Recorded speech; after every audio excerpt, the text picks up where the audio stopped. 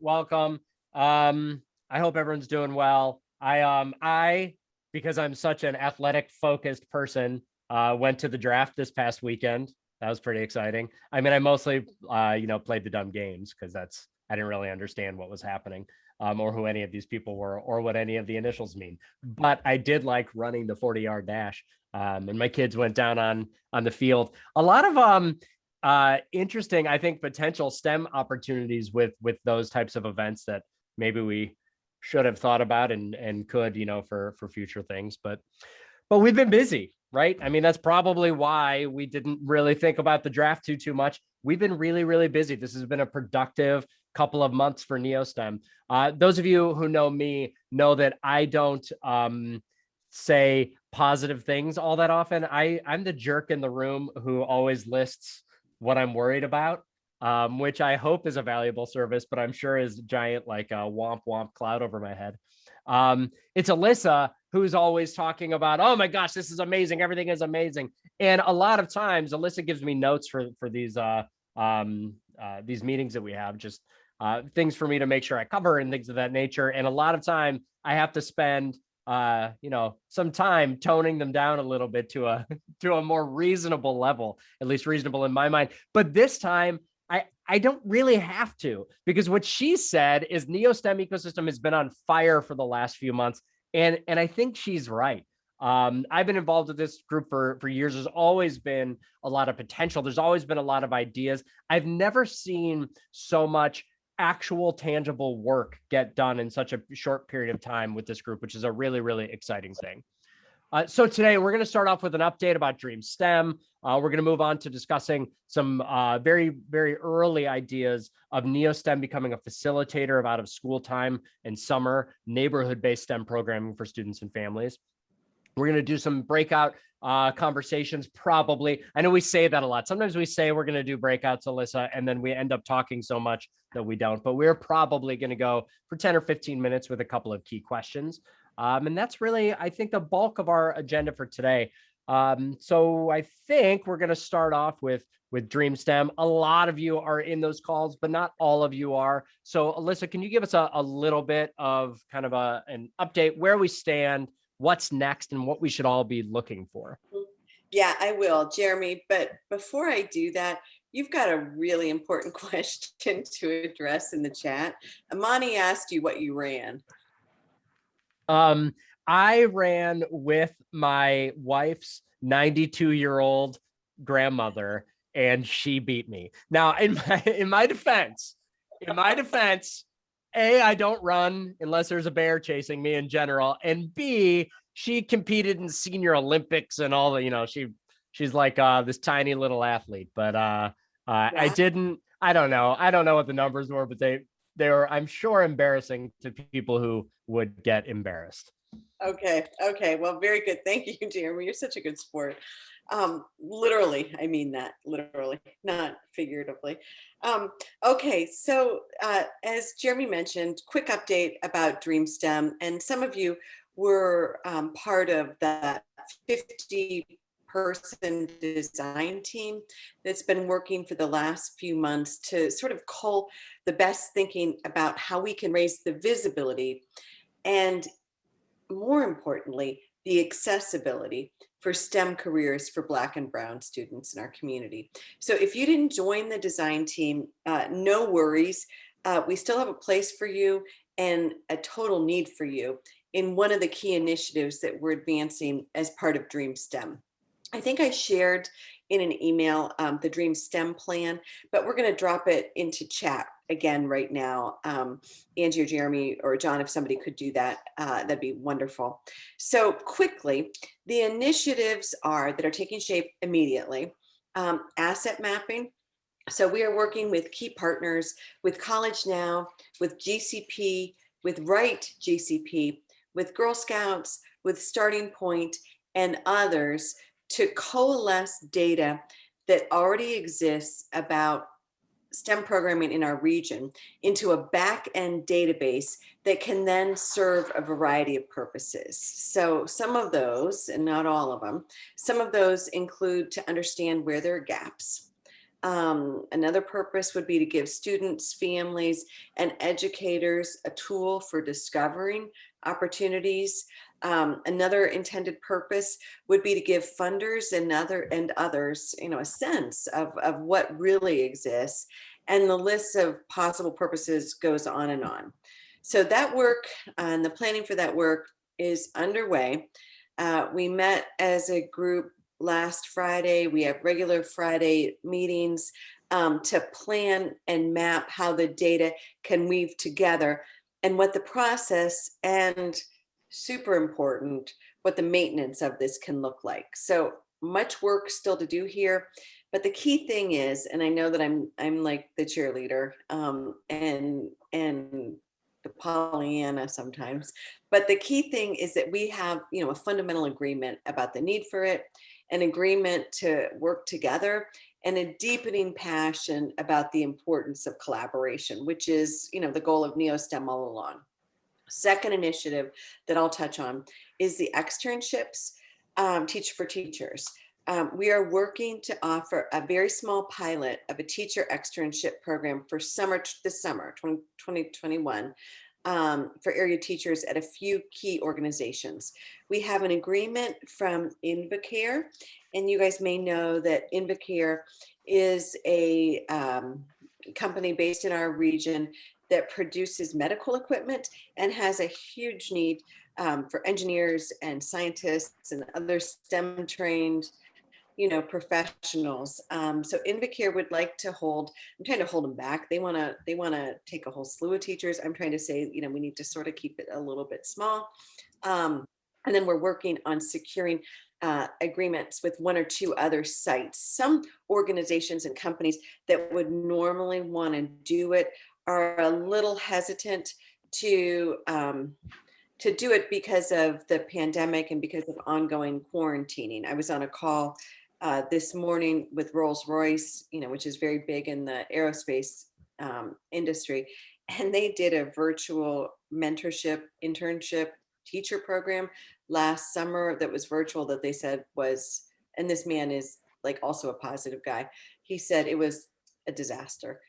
So, for summer 2022, our plan is to use the small experience from summer 2021 into building a very robust, meaningful pilot that we can invite a whole bunch of teachers. If you are interested in joining that teacher externship group, we've got 3 upcoming meetings set. If somebody could drop those into chat right now, we'd love to have you. And drop a note into chat if you're interested in joining, and then we'll add you to the documents that are getting circulated for that initiative as well. So I'm going to ask John and Jeremy to explain our other 2 initiatives and to talk about what the advisory groups for those other initiatives are working on now. Sure, I'll go because I don't have a whole lot to say. But the group that I've been involved in is the mentorship group, and there's a lot of excitement around it for a couple of different reasons. Number one, I think that there's a lot of interest in exploring the feasibility of NeoSTEM running and operating a mentorship program on its own. But even prior to that happening, because that's a really big lift if you've ever started a program like that. So you're kind of exploring right now. Prior to that happening, what we've discovered through our conversations is that a lot of the mentoring programs that are out there have some gaps in 2 specific areas. The first is how to really make deep connections with kids. And the second is kind of specifically, okay, we're a mentoring program, but how do we mentor specifically in STEM and STEM career tracks? So the other thing that's being explored with that group right now, or other thing that's being explored with that group right now, is how this group can support all of these other programs that are already existing around Northeast Ohio and help them learn how to better engage with kids, how to better engage with STEM job pipelines, and to allow the brain trust here to support those programs. Did I miss anything, Alyssa, that you're thinking of? No, I think that's kind of good. Let me just add one really quick comment. One of the things that we are doing with related to the mentorship is we have been talking to some organizations that concentrate on STEM mentorship and specifically STEM mentorship for Black and Brown students. And so I think the thinking is to work with existing mentorship programs that are operating in our region and to offer a training program for existing mentors to infuse those existing programs with some of that STEM content focused on working with Black and Brown students. So, the goal of NeoSTEM is always to never recreate, never duplicate, but to try to amplify and leverage, what already exists. So, no, I think that that's just the only key thing that I wanted to mention. And John, do you want to then tell us about the community outreach stuff? Sure, sure. So we know that Black and Brown students are underrepresented in STEM fields, in STEM career paths. And part of what we're doing in Dream STEM is to create a tool for them to use. But it's not going to do us any good if we don't get our message out there. So what we want to do for our community visibility group is, number one, figure out what our message is going to be, figure out how to craft it, what we want to say to attract the people that we're trying to attract to these resources. And then number two is to figure out who we got to talk to. Who should we be reaching out to that we're not already doing? Who, and I mean this in the broadest sense possible, who can we talk to? Can we post flyers? Can we talk to community organizations? Can we talk to church leaders? Whomever we want, whomever we think it can help us with this, that's what we want to do. So it's a very big gathering process at this point, but anyone that can help us out with that, we certainly welcome we welcome your involvement. Please jump on, join with us, tell us what we should be doing. Is And that good? yep, and maybe drop a note in chat if you're interested in it with what organization, which initiative Yep. you'd like to, and we'll gather that up out of the chat. And then one other comment that I wanted to add to what John just said is that we have been working with an organization called STEM Connector, which is a very big nationally focused organization that works a lot with business and industry. And their marketing director has volunteered to help us. She's straight out of an agency, and she's volunteered to help us with a lot of the crafting of the messaging work and the dissemination strategies, knowing that a lot of it's going to be sort of, guerrilla type marketing. So sorry for keeping. No problem at all. All right, with those updates kind of out of the way, the next thing I'd like to refer back to, if we could, is around, I think 2 months ago, our friend Dr. Calvin Mackey from STEM NOLA joined us. I'm sure if you were with us, you remember his story. He's one of those people that you don't forget very easily. If you didn't join, you might want to check out that the recording of that meeting, and I think Angie's going to pop that into chat. Dr. Mackey talked about what they're doing with his ecosystem in New Orleans, how they're engaging, uplifting, inspiring thousands of Black and Brown students in STEM. And put simply, there are a whole lot of people. The feedback that we got is a lot of you want to replicate what he's doing there here in Cleveland, in the Cleveland metropolitan area. Alyssa, can you tell us a little bit more about what we might be looking forward to there? Yeah. And I'm glad that you put the word might in there. This is super preliminary. So first thing that I can tell you that's very tangible and real is that Dr. Mackey really is very eager to consult with us and to help coach us through the process of setting up NeoSTEM to facilitate, not create or operate, but to facilitate out of school and summer learning for students and families. So related to that, we are actually working on securing a space. We have had some preliminary conversations with Magnet. Some of you may know about the new building that they're renovating in Midtown. And the Magnet team has been so welcoming and excited by this idea. And they would love to see NeoSTEM come in there. But we have a whole lot of work to do before that becomes, reality.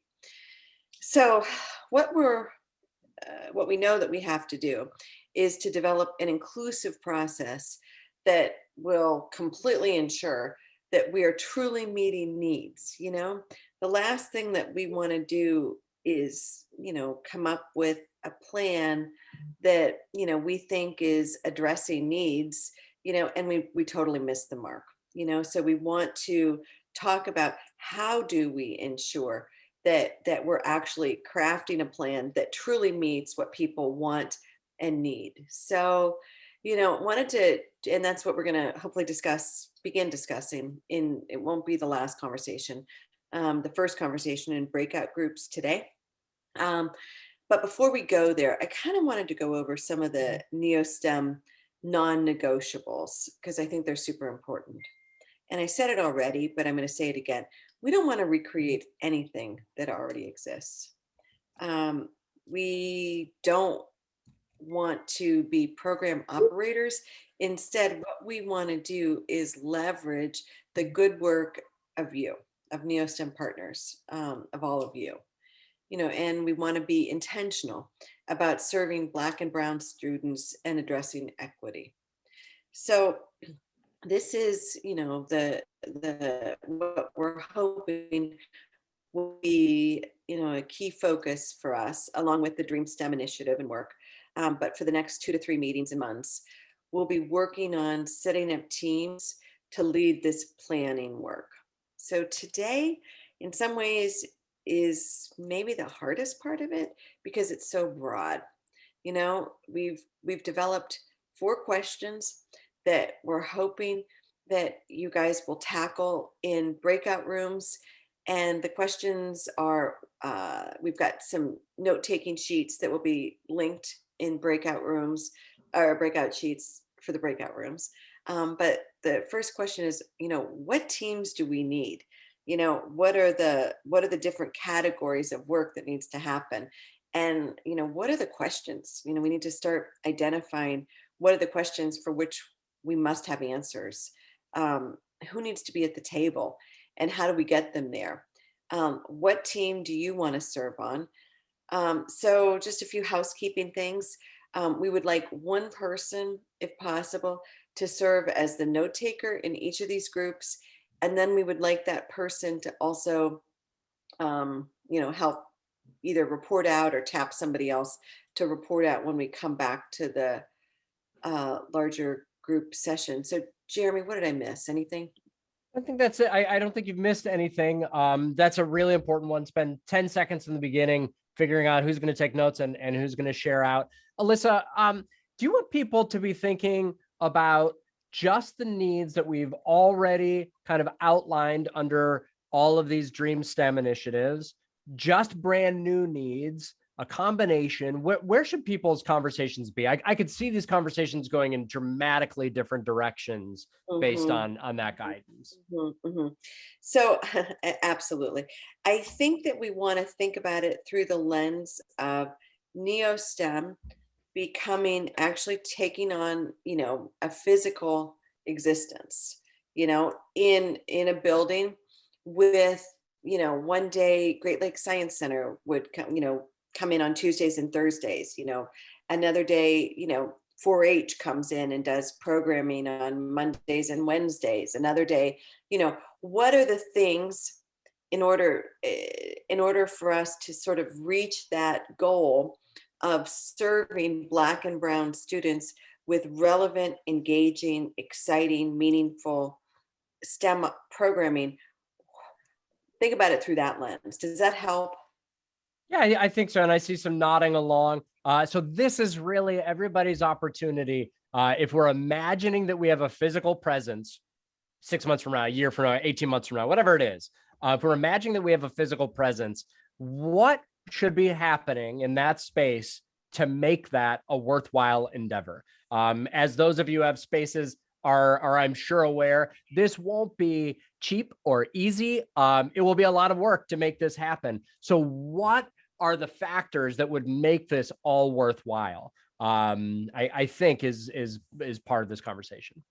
And what do we need to know in order to ensure that this is even a good, viable vision? Who do we need to be talking to? You know, how are we going to engage families and students that we, seek to serve? So that if we could focus some conversation on that as well. Perfect. Well, I think we are planning to come back here in about 15. Is that accurate, Alyssa? What is it, 4:20? Mhm. Yeah, that's perfect. It's All perfect. right. Mhm. So we will see you all back here in 15 minutes.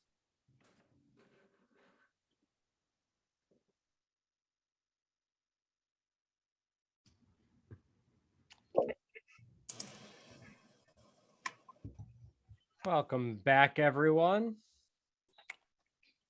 Before we go to debriefing, I've got two quick little items. The first is Milani reminded me that not everybody here has been here every week, and I didn't do a thing I normally do, which is if you could let us know in the chat right now who you are and what your organization is. I think even if you've been here every time, it kind of helps us cement who all of the players are. So please do me a favor and let us know in the chat your name, who you're with.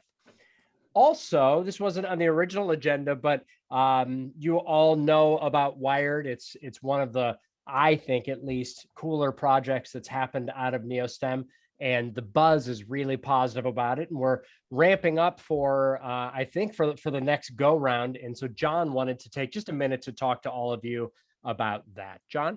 Yes, thank you, Jeremy. I want to plug everybody for businesses. For some of you are involved in this, some Alex Leslie in particular, he and I are getting to know each other very well. And Alex, I can't thank you enough for the work that you're doing.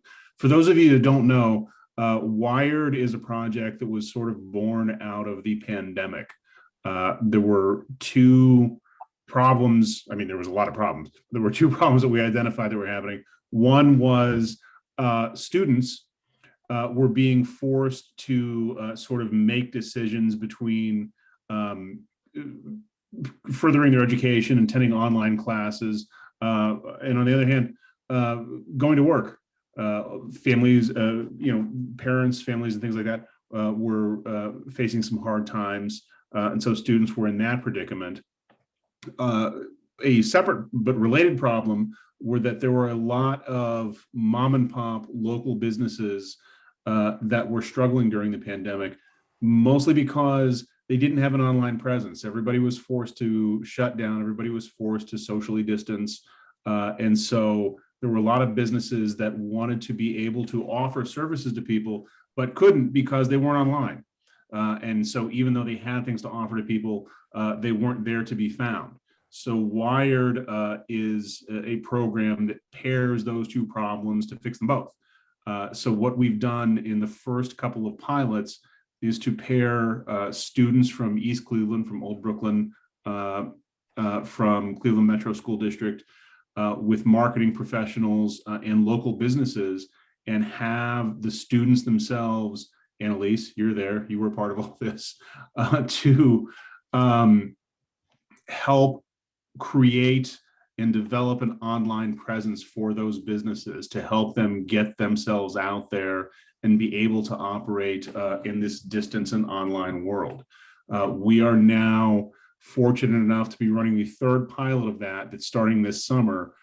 We've got 17 students that are ready to go. We've partnered with Youth Opportunities Unlimited.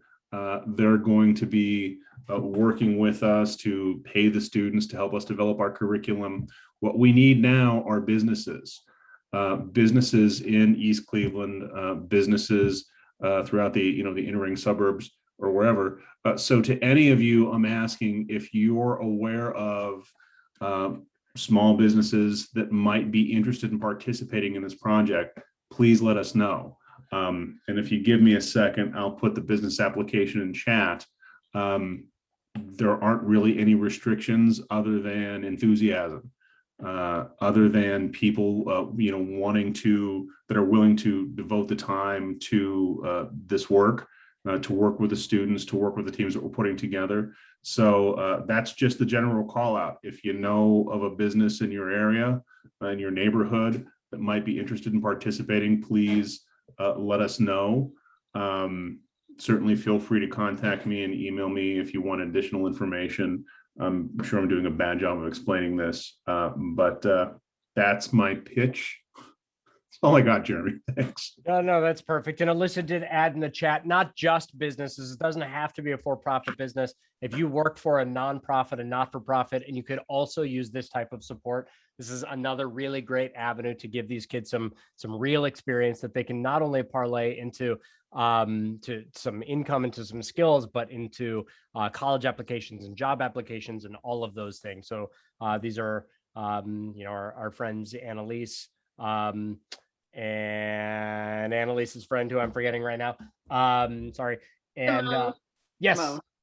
And so you see the caliber of kids that we're talking about. It's a really exciting opportunity. So thank you for reaching out to John, your own organizations, but also I would challenge you to just spend 5 minutes sometime after this call and think about your friends and your colleagues who are at other organizations that might have a good fit as well. People who aren't necessarily part of this NeoSTEM group and wouldn't hear about this opportunity otherwise. All right, we've got about 14 minutes left, and I'd really like to end these things on time. So let's get right into some share outs. Just a couple of minutes if we could. We always tend to start either at group 1 or at the final group. So just to mix it up, let's start with group 2 today. Group 2, who is the official sharer outerer for group 2? Put me on the spot. Hello, everyone. So I have the privilege of representing group 2. We had a great discussion. We did not get to the last question about which team we'd like to serve on, but spent a lot of time in the other 3 areas.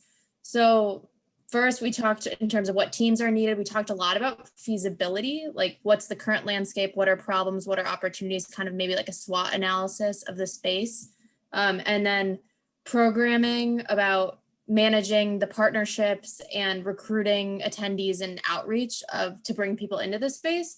With a specific emphasis towards the end of our conversation, we highlighted digital literacy as like a grounding piece to all of this work. A few of the major questions we thought should be answered were like, how do we create a safe, sort of in quotes, post-pandemic, because who even knows, environment for youth and families, and how will you account for transportation to and from the location, and what supports do we need? And then a lot of our discussion was who needs to be at the table. We talked about the different museums like the Great Lakes Science Center, Cleveland Museum of Natural History, had a very interesting dialogue about first ring superintendents, thought partnership on COVID era new normal with their students, specifically students of color. How can you do best do face-to-face instruction or even virtual learning during this time? Tapping into different neighborhood groups, community development organizations, or libraries, and then career exploration and exposure with employers, service and training providers, and educational institutions. Perfect. Thank you for that share out. And we also have the notes for that as well. Let's go to group 3. All right, I'm the chair for group 3. Since it's May 4th, I'm going to put my special Star Wars hat on for you guys, which I did share with my group. So this is the only day you can wear this thing. So anyway, so we had a great discussion. We have a very practical group, so I think they were approaching this in a very practical way. So just to name some of the teams, facilities team, a programming team, a broad engagement team, a recruitment team, a training team. I mean, you start realizing what it takes to pull this off. An assessment team. We talked a little bit about the value of evaluation around all of this in order to get support and buy-in, and a financial team like a grant writer and who's going to chase sponsorships, and it's a lot of work. So there are lots of teams, and we didn't get to the who's going to do what team, by the way, in our conversation either. We have some very practical questions that we feel like need answers, like how do we make this sustainable? It's one thing to get it up and running, but you want to have a long vision plan. So what are the primary sources of funding? We also, Claire mentioned transportation. We talked about infrastructure a little bit. We talked about incentivizing. How will people get motivated, incentivized, compensated? You know, like how do you get engagement where you find a group like this one, frankly, that's excited about what they're doing and feel like they're doing important work? How do you get people there and excited about it? How do we get organizations and industry to the table? How do we engage people in meaningful ways, which I think goes back to that motivation thing. We talked about who needs to be at the table, and Claire mentioned several. I don't know, we said residents of the community. I think the rest of these people, industry, youth, partners with STEM focuses. I think Claire had a great list there, and I don't know if we have anything to add to it or not. And somebody on our team, under what team would you like to serve on, put engagement. I don't know who that was, but they need to identify their name there, because then we have one team with one member at least, even though we didn't quite get to all of that. So we had a spirited discussion and got to know each other a little bit. And I was brave enough to put this on my head. So you know what kind of kindness and authenticity I felt from my group to put this thing on these Mickey Mouse ears with Star Wars on them. May the 4th be with you, since this is the only day you can wear these. First of all, I disagree. I think you can wear them every day, and you should. Second of all, Alyssa, Jeannie's mention of getting to know each other and spirits makes me think that maybe we should consider a virtual happy hour for this group like we did for the national ecosystems. Just a side note. Not you, Annalise, I'm sorry. But everybody else. And finally, group 1. Hello, I am happy to represent group 1. So many of the great ideas I've already mentioned. We also brought up, excuse me. We've also brought up in our group as well, and I'll be pretty quick about it. In talking about what teams do we need, we also said we need like a community outreach team. We're thinking marketing. We talked a lot about what question needs answers about having focus groups out in the community to find out what our community needs are, so that we're just not determining it for them. We also talked about sustainability. Once again, a brick and mortar is expensive. How are we going to sustain this? You know, we need financing, etc. Operations, looking at just even basic scheduling and budgeting and things like that. A programming team, which would also really look at what programming exists. I know we're looking at that in other areas as well, but also then really looking at to develop best practices to tie programming together into one congruent piece. And also making sure that we have educators or representatives from schools in there to make sure that we're tying it into the school curriculum, just to make it that much deeper for any programming. For questions that we looked at, what questions need answers, once again, sustainability was a big one. How are we going to sustain this? You know, it's a big thing to look at. Is it unique and different? You know, we've talked about this a lot before, that there's so many different things out there. And while some of us, you know, are still doing those things, we want to make sure that it is unique and different enough to get buy-in from the community and the other partners. Limitations, something that was brought up that I wasn't aware of, is that some partners cannot physically provide programming out of their service areas. So even though they're part of NeoSTEM, they may not be able to provide programs at a brick and mortar.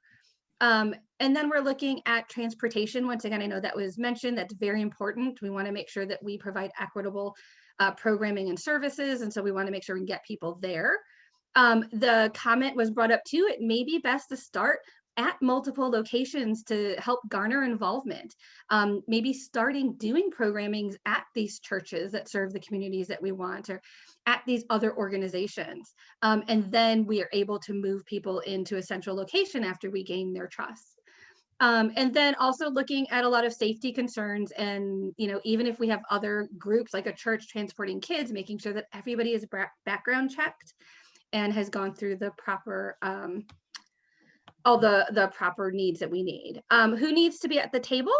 We definitely said, I know Kirsten Mahavlich mentioned that she would love to help represent CMSD. CMSD has such a large amount of students that we serve in these areas. And so we want to make sure that schools, including CMSD, are there at the table. talked briefly before about focus groups. We need to ascertain what these communities want and what they need. We looked at using other areas that currently have buildings out there. We talked about churches, libraries, even using, places like MyCom and places that are in these communities already to get those people for those focus groups or to find out who we need to serve or how. And then a big piece is these parents, right? So part of these focus groups is we really need to get parents involved and asking them, is this feasible? What do you want? What do you know about STEM and what do you need? We were unable to get to the last question again about what team would you like to serve on. So I would love to see something come out in the future about that as well. Perfect. Thank you, Karen. Thank you, everybody who worked in these groups, and also in particular, those who volunteered to take notes and share out. We really appreciate it. Alyssa, we only have a few minutes left. Do you have any closing thoughts for us? Yeah, I do. A couple closing. We will dig through and cull through all of this, Jeremy, John, and I. And if anybody wants to join us on the analysis of I can't believe what you guys came up with in 15 minutes. So we'll call it together, try to come up with, some suggested first steps for us based on what you guys have offered, and then circle back to you through email. We had to move our next month meeting to a Wednesday. They've always been 4 p.m. on the first Tuesday of the month. Next week, we had to move to a Wednesday, which is, Angie, can you help me? Maybe I can find it here. It's Wednesday, June. I think it's still the 8th. We have it as June 8th. It's still a Tuesday. Oh, I thought we had to move it. We moved it from June 1st to June 8th. Okay, and ignore me. It did get June 1st moved. to June 8th. It just got moved the Okay. week, not the date. Got it. Okay, so Tuesday, June 8th, 4 p.m. How serious are we about this happy hour, Jeremy and crew? I mean, I don't know. I don't know how many people would like it. We had a lot of fun. Basically, I'll tell you what the format was in our 3 minutes. We had a mixologist join us. Everybody got a little shopping list ahead of time. The mixologist taught us how to make a drink, including a non-alcohol alternative for those who didn't want it. And then on top of that, we just did some kind of random breakout rooms to just talk about whatever in little kind of pop-up things. It was a lot of fun. It was about an hour on I forget, a Thursday or Friday night. I think we did it, and we had a good time. So maybe we could send out a survey or something and see if we've got some interest. And see if there's real interest. Yeah. Okay, you guys, I'm reading the chat. Thank you for what everyone is putting in there. This is super valuable stuff, and we will probably reach out to some of you individually and then send a big summary and get a decent plan for next month's meeting. So much is happening, but we really believe that so much needs to happen. We really want to be bold and think differently and follow up those thoughts with action. And clearly we want to be careful and thoughtful, but we don't want the fear of not getting everything so perfect that we stall out. That's certainly been the case of countless great ideas or good ideas, that you get so hung up on doing everything exactly right that they stall. So thank you guys for your patience, because we've certainly made a lot of mistakes. This NeoSTEM organization has certainly made a lot of mistakes, but appreciate everything and your energy and your good ideas and dedication. And I think we're good, Jeremy. Alyssa, don't worry about mistakes. I'm sure poorly paraphrase, I think, Nelson Mandela and say, what is it? No, I never lose. I only win or I learn. These are this is what we do in NeoSTEM. Thank you all for everything you've done so far and for sticking with us through all of this. And we will see you in 5 weeks, I think, this time. Talk to you soon.